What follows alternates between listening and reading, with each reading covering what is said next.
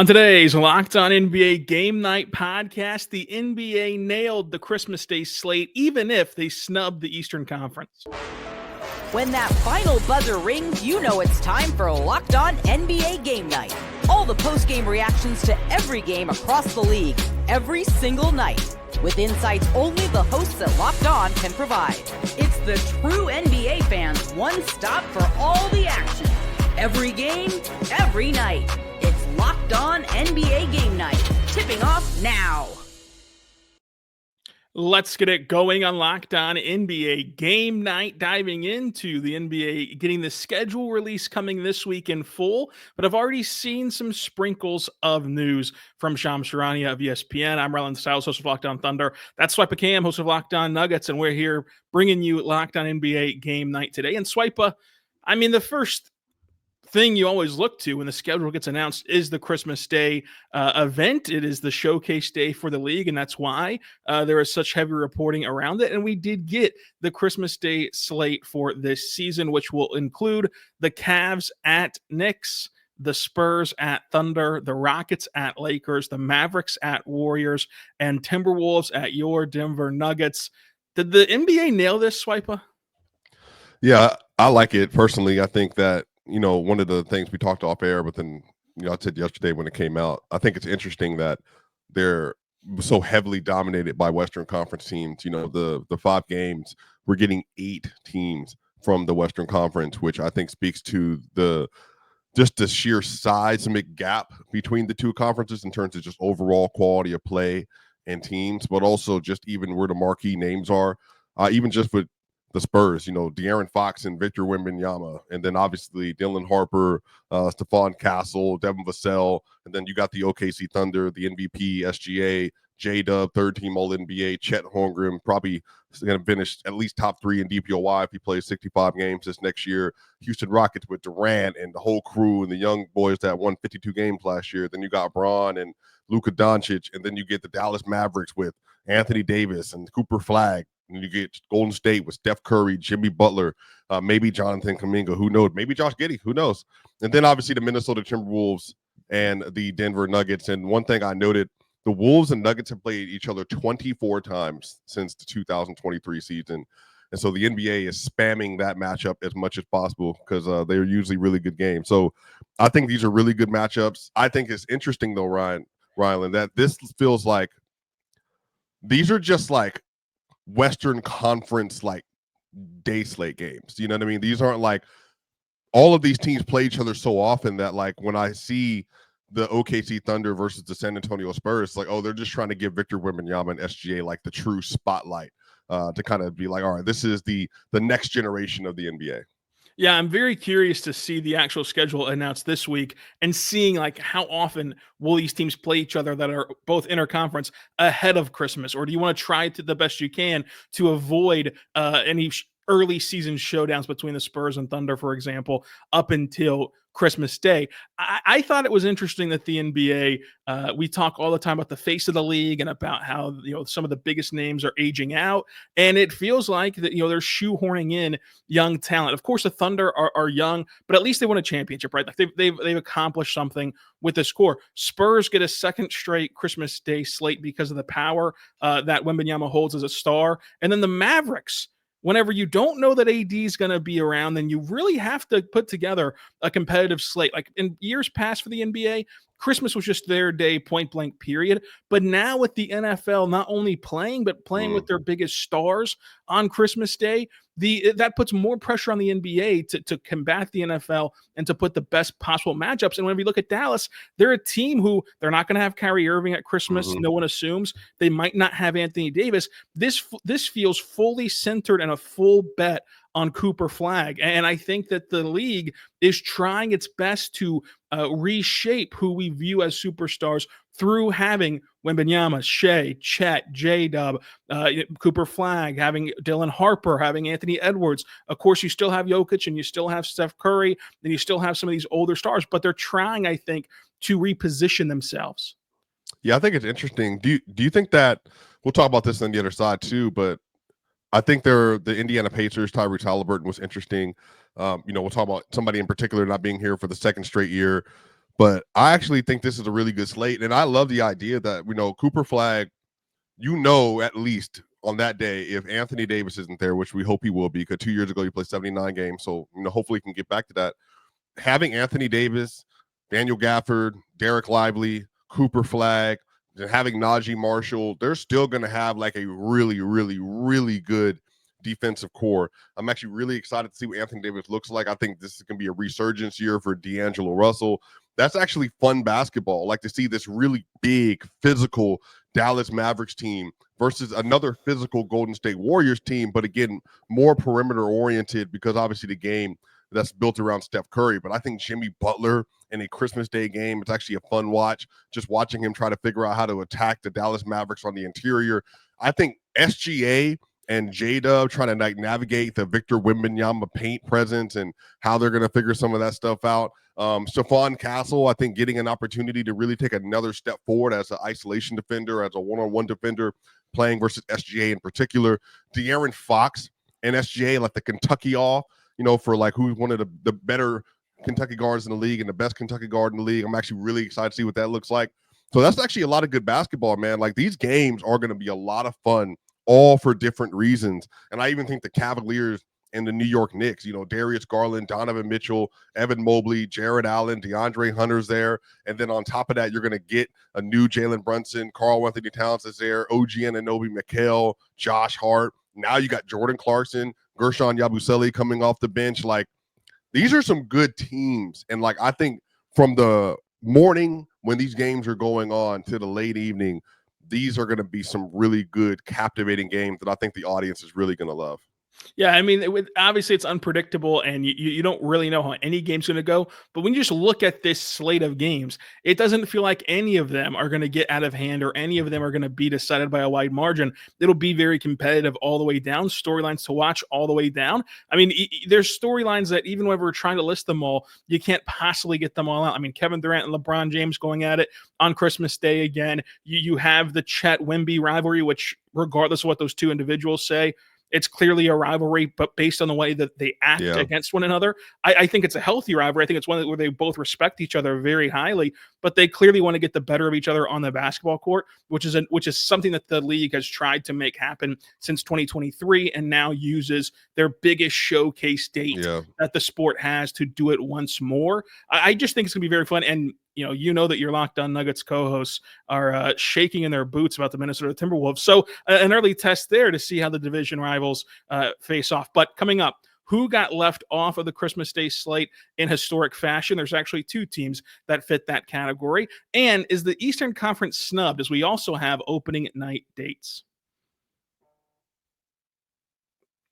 But first, I want to say right now, but good friends over at Open Phone, go check out Open Phone today, because Open Phone is there for you as a fantastic phone service if you're running a business, because you know that every missed call is money left on the table. Think about the last time you had an urgent need. Maybe it was a plumbing service or an air conditioning service. If the first person that you called didn't answer, did you just simply sit there and wait? No, you moved on and found your needs elsewhere. And that's why you need Open Phone, because Open Phone is the #1 business phone system built to streamline and scale to customer communications for you from an app on your phone or computer.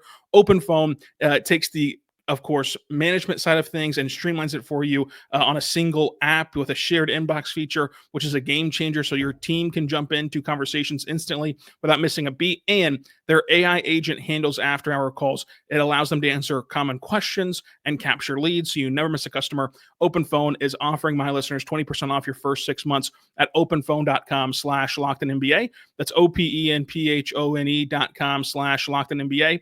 And make sure you go right now, because if you have an existing number somewhere else, you can port that over to this service with no additional charge at Open Phone. Open Phone, no missed calls, no missed customers. We're back on Locked On NBA Game Night Podcast. Thank you so much for making us your first listen. For your second listen, go check out Locked On Nuggets, as they have a revamped roster trying to get back on top of the West. But Swipa, when you look at this Christmas Day slate, was there any team or any matchup that jumped out to you as one that you were dying to see, but it did not get the NBA showcase? Dying to see? No, but Rylan, I feel it's just Giannis for me is just like he really is a victim of circumstance at this point. I mean, Miles Turner is the second best player on this roster. So I understand that, like, the NBA is like, come on now, like, Swipa, we're not putting them on TV, right? KPJ, Gary Trent, Kyle Kuzma, Gary Harris off the bench, Bobby Portis Jr. They don't have Brook Lopez anymore. Like, he's with the Clippers. But I do think that not having, for me, I still think Giannis is one of the 2 or 3 best players in the sport, hands down for me. Obviously, Embiid, if he's healthy, for me, is in that conversation.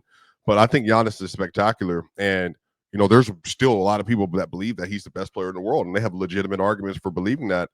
But just to not have him, like, he's kind of cast off into, like, really, truly, like, this abysmal part of the NBA, which is not even a bad team. And they're not even, like, mid. They're just, like, stuck between mid and not good. And you know what I mean? They're just in this place where no one expects them to do anything. Yeah, Giannis, whoever's 32, 12, and 6 next year. He'll shoot 64% from the field or something like that. He'll shoot 82% at the rim next year. But the idea that I'm not going to be able to see him on Christmas again, that still would have been such a fun matchup, just to see him versus, honestly, I would love to see him versus SGA and them again, like they were in the in-season tournament last year. Like, that would have been fun.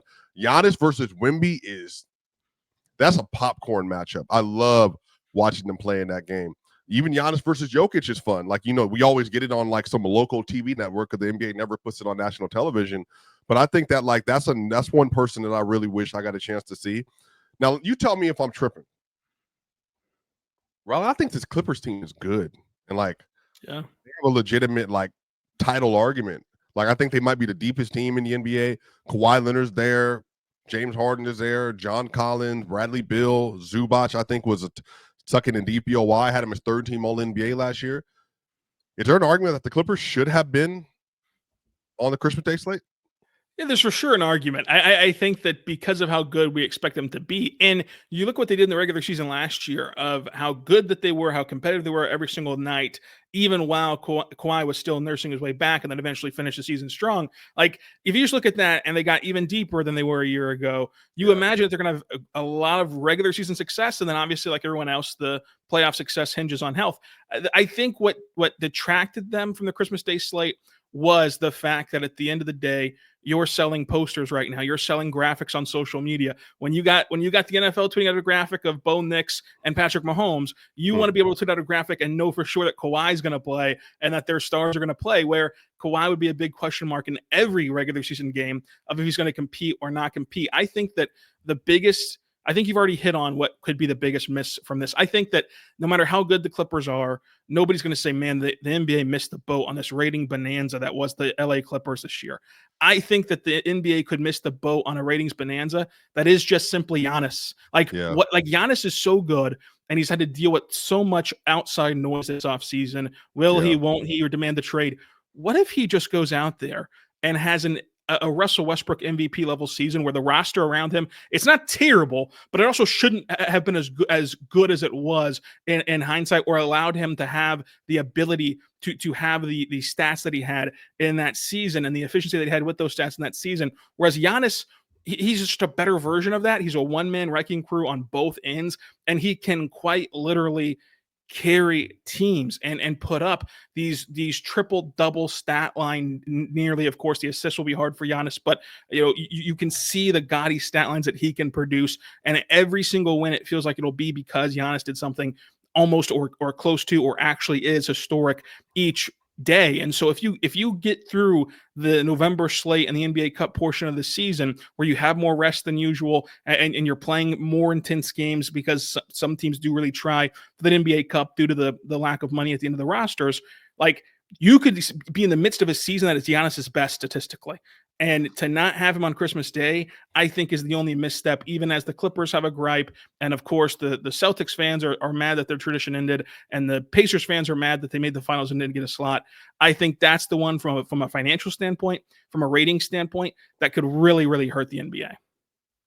Yeah, I mean, the Clippers, for sure. The Celtics, I think, is a tough one, man, because no Jason Tatum, no Drew Holiday, no Kristaps Porzingis. It's a completely different team. Like, even like their projected starting lineup, you're looking at it and just like, now I still think they're going to push for 45 wins next year. I seem to be like higher on them than the public, but like, they're starting Derek White, Anthony Simons, Jaylen Brown. I think they're probably gonna. It looks like, well, even if I look up the depth chart, Sam Hauser and Kata, like that's just not a Christmas Day. Yeah, and I mean, like lineup.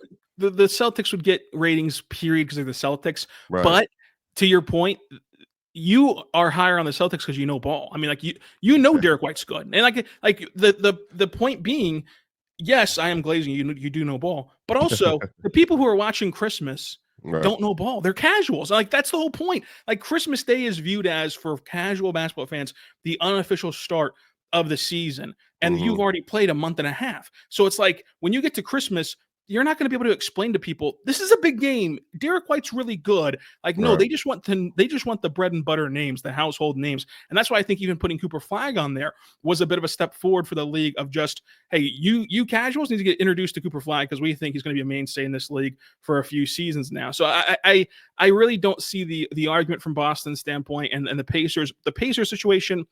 It sucks. Because everything from the 2 minutes into Game 7 of the NBA Finals onward has been terrible for Indiana, and this was just another blow. But come on, like in your heart of hearts, you had to know after Tyrese went down, you were not going to get a Christmas Day game.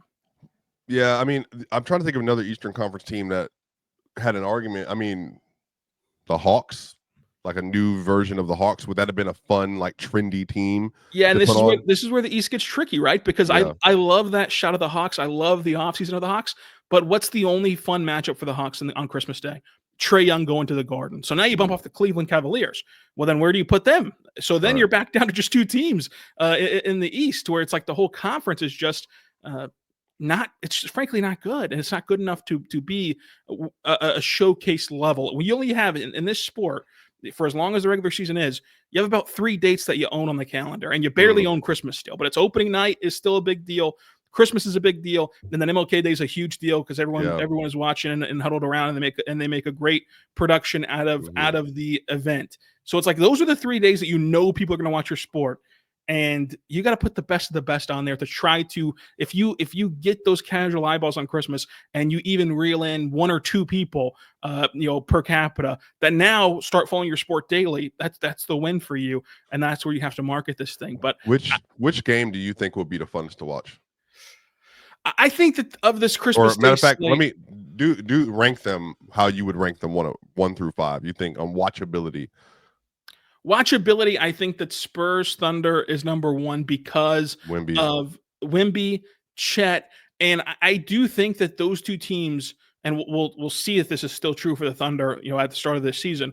But I think that those are two of the teams that are on this list. You count on every single night that they're going to compete and they're going to try really hard, and they still care about the regular season. And so I think that just is going to lead itself to being a very fun game and a very fun environment. And being in a small market, you understand how big of a deal it is to have your city and your community shown on Christmas. Like the Paycom Center is going to be rocking. Like it's going to be awesome. Number 2, I would have Cleveland at New York. I really do think that these are the 2 best teams in the East, and the rest of the slate, while good, doesn't have 1 versus 2 in their conference with actual what feels like finals implications. Number 3, I'm going to go Timberwolves and Nuggets, and you got to stay up late for it, but there's a reason why at least 2/3 of Locked On Nuggets is really respectful of Minnesota and fearful of Minnesota. I think that that's a bit overblown. I think that Denver is quite a bit better than Minnesota, but stylistically, there is some boogeyman stuff with there, and you have Ant versus Jokic. So I'll go them 3, Houston, LA, Lakers 4, and then 5 is Dallas and Golden State. I think that still we've mentioned how Dallas and Golden State can be fun. I love your point about Dallas's defense and Jimmy Butler trying to figure that out. But this is a loaded slate, and it's tough to crack into higher than 5 for a roster in Dallas that has the most question marks of anyone on this list in terms of who's just going to play that day. Yeah, if I had to rank it, I'm gonna put. Man, that's kind of difficult because there's so many different implications here. I see. The funny thing is, you're focused more on the Chet and the Chet and the Wemby matchup, but for me, it's just Wemby SGA because I think Wemby's going to be a top 5 player in the NBA again for me. I famously had him at 4 this last year based on just level of play. I think that's going to be an incredible matchup. I think De'Aaron Fox and SGA is going to be like a nice 4th quarter shoot off. That's what I want to see between those 2 players. The Spurs are also pretty deep too, so that should be like a nice fun game to see everybody. I'll go Rockets Lakers just because, Durant versus LeBron, Luka versus like the defense and Amin Thompson. How's Amin Thompson going to attack that defense? Because the Lakers won't have any paint protection, so he should have 3 or 4 dunks that game. I'll say Wolves Nuggets just because I've seen it so much at this point, and I just hope everybody's healthy because last season, regular season, Murray missed games and Nas missed games, Porter missed games, but everybody the Nuggets are vastly improved this year, so it should be a fun matchup to see. And then I'm going Mavericks Warriors, and then I'll go Cleveland New York. I think the Mavericks are going to be a sight to see next year. A special Christmas Day coming up later on this year. But before all that, we get to opening night, and the NBA did the most petty thing possible. We'll talk about that coming up. But first, I want to say right now, my good friends over at FanDuel, go check out FanDuel today because summer sports are in full swing. And whether you're all about baseball under the lights, golf on the green, or high-stakes soccer action, FanDuel is the best way to get in on the action and make it more exciting. You're already watching the games. Why not make it more thrilling? With FanDuel, you can get in on the games with your friends or just get sunburned in the beach. But you can track these games all day long. And, whenever you use FanDuel, they have new and exciting daily promotions that help you create more fun ways to bet. You can also join in on the same game parlay and just sweat this thing out all the way through the 9th inning. If you're new to FanDuel, new customers can just bet $5 and get $150 in bonus bets on your first bet if it wins. So take that $5 if you're a new customer, put it down on something that's just a lock and get your $150 in bonus bets if you're a new customer by opening up the FanDuel app today or visiting FanDuel.com. If you only care about the NBA, which is the boat that I fall into, you can already bet on these Christmas Day lines where the Thunder are 9.5-point favorites over San Antonio in this Christmas Day affair at FanDuel.com. We're back on the Locked On NBA Game Night podcast. We're joined with Swipa Cam, who's usually on Friday and Sunday of this pod. I'm Rylan Stiles, host of Locked On Thunder. Swipa's on Locked On Nuggets. And Swipa, the NBA, also saw their opening night leaked October 21st. It'll be tipping off their partnership with NBC and the entire NBA season. It'll be the NBA champion Oklahoma City Thunder hosting the Houston Rockets. I can't wait. Kevin Durant is going to be in OKC as the Thunder raise their first ever championship banner and hand out their rings. And if the NBA on NBC returns to what they used to do with intros, where they're having these soliloquies and this beautiful poetry playing in the open before throwing it to the court, you can only imagine what barbs are going to be in there as Kevin Durant returns to OKC. And I am just fascinated by the fact that the league has fully gone all in on being just a drama and a soap opera and making this about the clicks. Like, they know what their audience wants and they gave it to them. I don't know that many other leagues would do something this blatant, but whatever Kevin does is going to be a spectacle, right, wrong, or indifferent. I will have thoughts on what the Thunder fans should do if I was them for opening night. But if Kevin's out there watching it, all cameras are on him. It's a huge deal. If Kevin goes and warms up and then runs back to the locker room, it doesn't come out until the game starts. That's a big story as well. So that's a subplot of already 2 of the best teams in the West going at it. Already a Thunder team that people are still interested in to see if they can continue their reign of dominance defensively next season and improve from there. First-time champions, first game of the NBA season, and you get the second, in my opinion, second most improved team this offseason behind your Denver Nuggets in the West against the reigning champs. Like, basketball-wise, it's very, very fun. Drama-wise, it's even better, and that's hard to do because the basketball's going to be really good. And, funny enough, like, it's a good matchup from a physicality standpoint and defensive scheme standpoint. I'm actually really curious to see the Chet minutes versus Şengün and Steven Adams, or Şengün and Clint Capella, or Steven Adams and Clint Capella. I think that's going to be a lot of fun, just kind of figuring out like how Ime Udoka tries to attack the OKC defense. Kevin Durant, though, it's interesting. I don't think he feels any way about it, just because like he seems to just be kind of real, loving and accepting towards like his time, obviously, in OKC, but also just like, hey, this was just their time to win. But them winning a title and then him being like the first, player to see that, after they've already won. I imagine that's like a mix of emotions, but I think it's going to be a really good basketball game. Do you expect OKC just to like come out with their patented just like just full steam ahead train energy, and they're going to win that game in like a dominant fashion? Or do you think maybe it's going to be a close game, or even with the Houston Rockets, like they're trying to prove a point that, hey, we're here, we've made this addition, we have a top 6 or 7 player in the sport, we already won 52 games last year, we feel like we were close to you last year, we're going to come out and we're going to beat you in OKC on ring night? Which of those options do you feel like we're kind of going to fall into from just like a feel standpoint? So how it feels right now, and obviously we'll get to talk to these guys again at training camp and preseason, but I mean, this whole organization's identity for the last few years under Mark has been built on 0-0 mentality, and every Yeah. game is kind of an internal battle every single game, and it's just how can you get better every single night, and they care deeply about the regular season. And so since that's their identity, I have to stick with that being what to expect until we hear otherwise. I think that the only thing that could change in the sense of after winning a championship is you had to play to the last date of the NBA season last year. Perhaps Right. you do start to rest on back-to-backs. Perhaps you do start to say, okay, Chet's not going to play in 2 of these games whenever we have a 3 and 4 night stretch. Just going to play in 1. Perhaps that's what you do. But whenever you're actually playing the games, these guys have proven to have a unique sense of responsibility in the regular season and kind of effort in the regular season.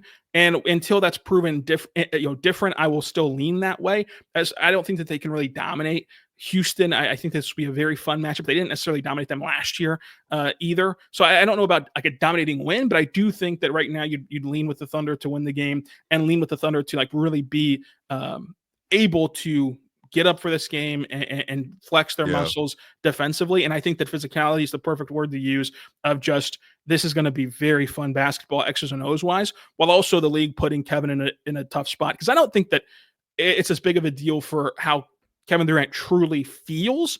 I think that you're putting him in a tough spot because no matter what he does, he's going to be, before the game, he's asked about it.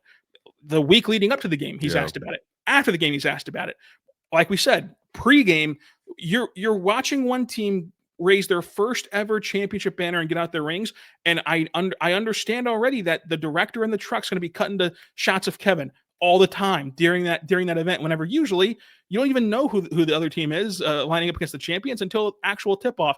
And it's like, that's just different, and it puts Kevin in a weird spot. And I could see where it opens up the possibility of, if you're going to pepper Kevin with questions for a whole week leading up to this tip-off game, and then also in the locker room pregame before this game, it could lead to the possibility of him saying one wrong line, and wrong is a relative term that people on Twitter run with, and he just seems to find this stuff. Like, he seems to attract the people on Twitter who take things out of context and be really just twisting with his words and like being really subtractive to what he's trying to say. And I just think that this opens up one of your players to having that happen when you could have put on a different game. I think the thing is, though, he's also been in the league since 2007. So like none of this will be new for him. Yeah. And he's 38 this year, I think, at some point. Like, this is just, for him, this is just going to be like, look, this team, they did what they're supposed to. They went out, won a championship. I think he's going to be cool, calm, and collected, because you know how KD feels. At the end of the day, it's just basketball. And so I already got 2 rings. I got an MVP. Like, I'm already, for many people, the best Thunder ever as it is, but also know what I've done in this league. I know what my resume speaks for itself. And I think he's going to be very complimentary. But nonetheless, man, I'm excited for it. I think Şengün's going to find some touch around the rim again this year. I want to see what the next step of this evolution of Amin Thompson looks like, and to get to see him versus J-Dub. I think that's going to be a lot of fun. I'm excited to see kind of what the OKC bench looks like this year, with just see what Wiggins does, Isaiah Joe, obviously Caruso, Isaiah Hartenstein has another maybe really good season in his bag. I thought he was an excellent defensive player in the regular season last year. I mean, all the way around, this is going to be exciting. Torrey Eason coming off the bench. I mean, this is just going to be a really good basketball game. And then Fred VanVleet dealing with SGA and all that, like the pick and roll navigation, how they're going to kind of implement this new Kevin Durant centric offense as well. I think that's going to be a really, really, really fun game. I can't wait to see it. Yeah, I cannot wait for the game itself to take place. And I just think that these are going to be, I think there's a clear top three in the West. And to me, it's OKC, Denver, and then Houston. But they're the three that like legitimately, you don't even blink if they're the ones that win the West and go to the NBA Finals. The rest of the teams, if you tell me right now that they're going to end up winning the West, I would say, wow, I wonder how that happened. I wouldn't even question how Denver or Houston and of course OKC won the West if you tell me that's what's going to happen at the end of the season. So how they manage things, and for as much as Houston did keep intact their assets and did keep intact their roster in terms of just simply names going in versus names going out, you're absolutely right. It is different having Kevin Durant there, because if you want to go double big, now you're sliding KD back up to the 3, and how can you sustain the level of defense? Because the question is Kevin Durant at this age enough to be a one-man offense? Because that offense last year was pitiful, and like Kevin Durant's going to be the only improvement point from that offense, along with internal development of Şengün's never played off of a guy like Kevin. That'll make him better. I think Jabari Smith will get better by playing with Kevin, but whenever you look at it, he's going to have a lot to shoulder, and it's going to be interesting spacing. It's going to be interesting defensively, because that's what elevated their team as a whole last year was defense. And now you're playing lineups with Şengün and Kevin on the floor together. And how does that look? But I think that's going to be great basketball. And then you go to the double dip of the double header, and it does not include an Eastern Conference team. Again, it includes the Golden State Warriors and Los Angeles Lakers, LeBron and Steph getting a marquee date for what could be one of the last times. And then you also have the Luka matchup and everything else. I think that the NBA made the right call making this about LeBron and Steph and about the Western Conference, but it is bucking tradition a little bit to not have the West go at 8:30 and the Eastern go at 6 o'clock instead of having two Western Conference teams. But if you're going to complain about it, I always say when people complain, get better Eastern Conference. I mean, that's just the end of the day. Get better, draft better. If you're going to complain about something, what's the solution? So what's the game that you want them to put on there that's better than LeBron, Steph? And again, one of these few dates that the NBA has to win, and it has to have great games.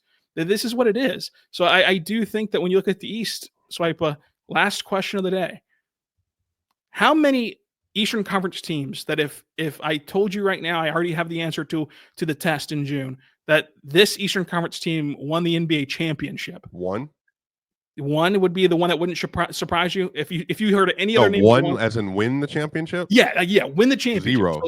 Zero. You'd be shocked that if I told you anyone. I don't think any of them. No, I think the 4 best teams in the league are in the Western Conference. I don't think Cleveland's beaten any one of those 4 teams. So, I don't think they beat OKC, Denver, Houston, or the Clippers. Or if you want to say the Wolves, or the Lakers, maybe that might be too far down. But those 4 for sure, I think those are the 4 best teams. And I agree with you as of today, August 9th, because the reason I agree with you is because even on August 9th, the best that you can say is, well, the Eastern champion's not going to have a tough test. And the Thunder might have to go through Houston and Denver vice versa, et cetera. So it's like the West is going to have such a beat up team that they might lose it. Well, then you're not real contenders, man. Like if you're having to plan on contingencies of what if Denver just gets manhandled for 3 rounds and survives it, and then now they're running on fumes in the finals? Well, then you shouldn't win the finals anyway. So then you're not a real contender to me. So I would agree with that answer in terms of win. How many Eastern Conference teams do you legitimately think can win that conference? Is it wide open because of how bad it is, or is it actually just two or three I think New York, Cleveland are good. They're a step above the rest. Again, I just don't think the team around Giannis is good enough, man. I'm just not believing Miles Turner and KPJ and Kyle Kuzma. The Pacers are still going to be better than I think people realize. I don't think they're going to be they probably make it to round 2 next year. I would not be surprised. Nembhard and Pascal lead the way. Jay Huff has the year a lot of people think he could have in his bag. Aaron Nesmith, Benny's going to be starting this year. The Hawks have an interesting, now think about this, Rylan. The Hawks are going to have Trae Young, Dyson Daniels, Zachary Richichet, Jalen Johnson's healthy this year, Kristaps Porzingis, Nickeil Alexander-Walker, Bouye. They're going to have Onyeka Okongwu and Vicic, and somebody else. Their team is better than folks realize. So they could be like a team that sneaks into the conference finals again, like they did in 2021. The Magic, Desmond Bane, Jalen Suggs, Franz Wagner, Paulo Banchero, Wendell Carter Jr., Mo Wagner, Anthony Black takes a step this year. It'd be not just a backup, but a starting level ball handler that's a good defender as well. Tristan Da Silva steps in this year and has a better season. Jonathan Isaac plays 55 plus games this year. They have a pathway. I mean, there are some teams that can sneak in there. So if you told me the Magic, the Knicks, Cleveland, I think I can make a very salient argument for all three of those teams coming out of the conference next year.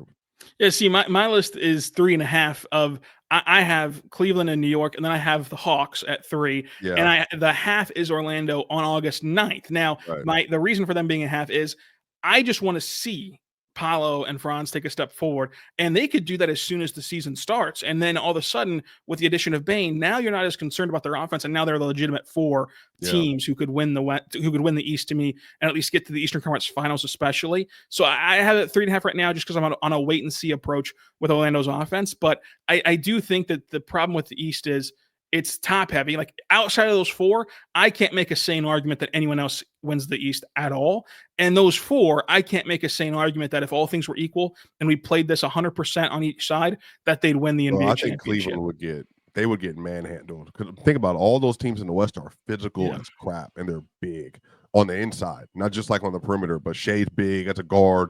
Dub is big on the wings. Caruso big and aggressive. Murray's big. Brown's big. Bruce Brown's strong and athletic, and then you got obviously Yo, Aaron Gordon, and then Cam obviously, but then Houston has Şengün and KD and Amin. Fred's strong. He's 6 feet tall, but he's strong as crap. Torrey Eason. Then you got Steven Adams. I mean, that's just now the Houston Rockets offense could be the thing that dooms them. But man, I just really think you go into the playoff this year, OKC probably is the number 1 seed again, 64 dumb games somehow, because they're just gonna walk through people all year. Shea's going to go out and have 30 in third quarter, and the next thing you know, Isaiah Joe's going to come and hit 4 threes and 38 points. And then, this is not even a bad team. It's like Memphis, you know what I mean? Whatever. But they're going to play who's going to be the 8th seed this year? The Dallas Mavericks? That's the thing. That the Thunder's path could legitimately be like Dallas or even the Lakers in round 1, and you're facing Luka in round 1. And then if one of Denver or Houston messes around, whichever one, then you have to play the other. If Denver or Houston is the 4 seed, that's the worst case scenario for OKC to now have to go through both of them, because I think that the 4 seed will of course win, and it'll be either Denver or Houston in round 2. And I think that the one who's on the other side will make the West Finals. To where if you have to go through both teams, oh, that's brutal. That's just brutal on top of a way better 8 seed than you're accustomed to. But this is going to be a lot of fun this season. We'll have it covered for you all year long at Locked On NBA Game Night. Go check out Swipa Cam, Locked On Nuggets, Player's Choice. Check me out, Rylan Stiles, Locked On Thunder. Until next time, be good and be good to one another.